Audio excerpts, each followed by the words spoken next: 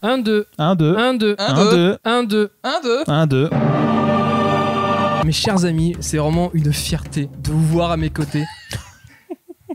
T'en fais légèrement trop. T'es pas crédible 3 secondes.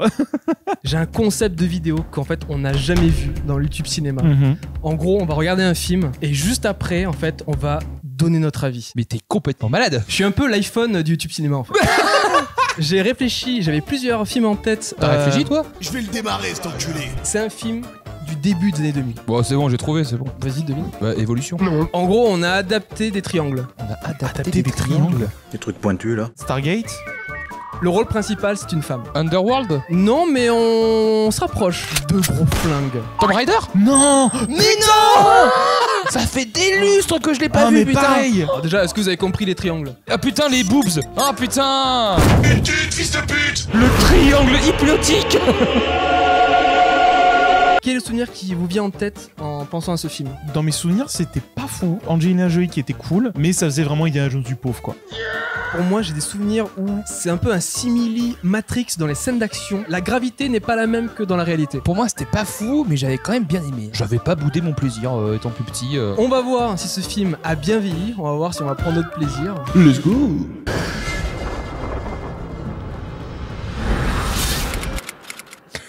C'était pas comme dans mes souvenirs. Moi, c'était exactement comme dans mes souvenirs. Tomb Raider 2001 avec Angelina Jolie. Réalisé par Simon West. Le film commence avec Lara Croft qui est sur une corde, mais en fait elle est à l'envers. Quand elle descend de sa corde, elle fait quand même 4, 5, 32 salto pour tomber. Non mais la gravité n'existe pas dans ce film. Cooper, qu'est-ce que vous faites? Je vais amarrer. Elle se bat contre un robot géant, tueur, sanguinaire, pour obtenir un diamant. Et au final, tu te rends compte qu'en fait, c'est une simulation dans son manoir. Elle s'entraîne pour chercher des trésors. Évidemment, quand on cherche des trésors, on peut tomber sur des robots. On ne sait jamais. Quand elle sort de sa simulation, on fait la rencontre de son acolyte, un informaticien qui est vraiment le cliché de l'informaticien dans le cinéma. Il n'a pas de lunettes, mais il a plein de petits robots. Il est pas content. Parce qu'en fait, Lara, elle a cassé son robot. Lara, pas à balles réelles. Et dans un état lamentable. Tu n'es qu'une brute. Alors que le robot, il voulait totalement démonter Lara. C'est vraiment le programme tuer Lara Croft. Oh bah non, t'as cassé mon robot, t'es pas cool. Oh non, pas à balles réelles quand même.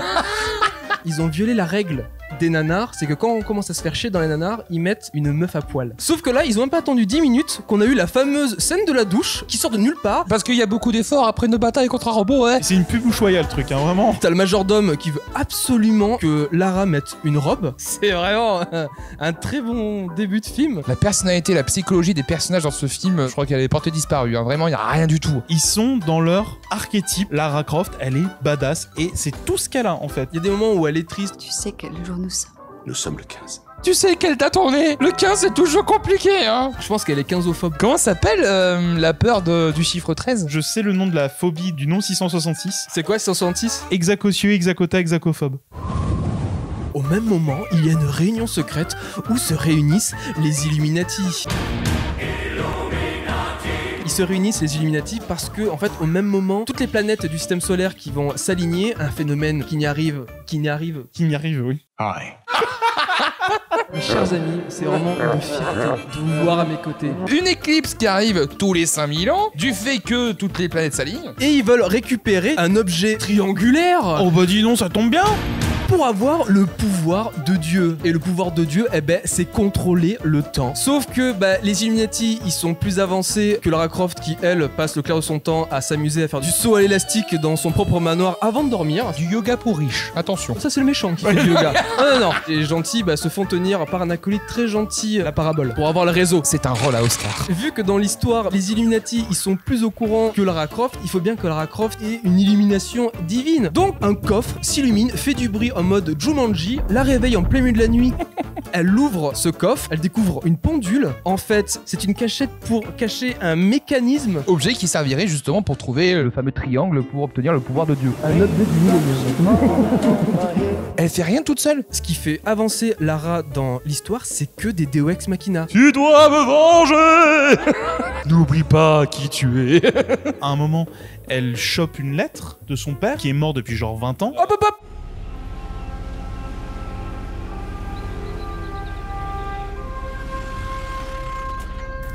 Mademoiselle Lara Croft?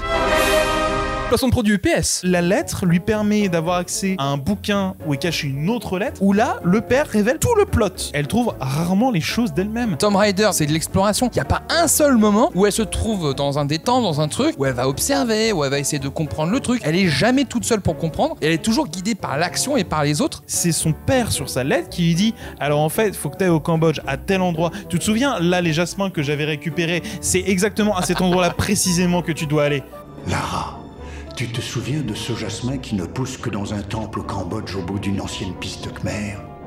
Trouve-le. Dans tous les films d'aventure et d'exploration, t'as toujours un moment où t'as le personnage principal qui va commencer à lire les textes et qui va commencer à résoudre l'énigme et il trouve le truc. J'imagine tellement le père. Putain, ma fille elle est tellement conne.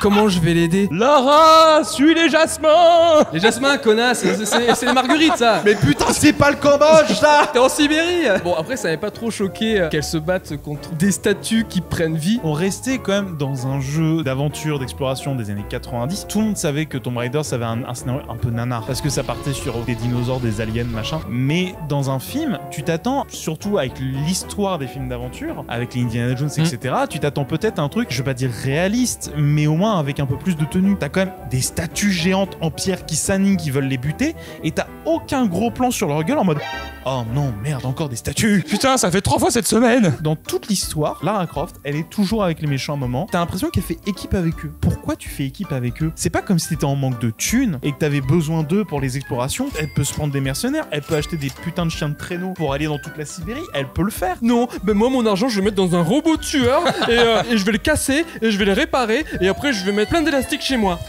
C'est mon argent, je fais ce que je veux. Et la fin, Ça elle rush. est rushée. Il y a du voyage dans le temps. Elle arrive à dire bonjour à son père. Tu es à la croisée de mon passé et de ton présent. Elle revient dans le présent de il y a 5 minutes. Elle retourne le couteau qui tue James Bond. Elle tue le copain de Daenerys. Bah t'as les mercenaires. Oh non. Vraiment, il se barre. On lui rend ses flingues, le robot du début est de retour et un freeze frame.